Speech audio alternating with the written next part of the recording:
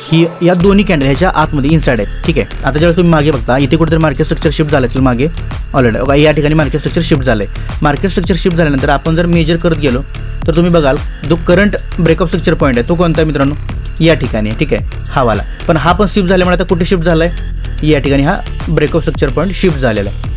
All right, आता locked area कोणता असेल मार्केटमध्ये, तर ऑब्व्हियसली हा असणार ह्याच्या दोन्हींचा मधला जास्तीवाला, ठीक आहे, हा वाला लॉक्ड एरिया. पण आता जर मार्केट ह्या ब्रेकअप स्ट्रक्चर पॉईंट करून असं वर चाललं आहे पूर्णपणे, तर तुमचे बाय स्ट्रॉंग बायच आहेत. तुम्हाला इथे कन्फ्युजन किंवा व्हायचं नाही की बाबा आता मार्केट एवढं वर आलं नाही इथून खाली वळेल, थोडंसं तरी म्हणजे रिव्हर्सल देईल. बऱ्याच लोकांचे असे विचार असतात की मार्केट वर आले ना तर रिव्हर्सल देईल, वर आले ना तर रिव्हर्सल देईल, पण तसं नसतं मित्रांनो, ठीक आहे. जोपर्यंत तुम्हाला दिसत नाही ना चार्टवरती तोपर्यंत तुम्ही त्याचा विचार करू शकत नाही.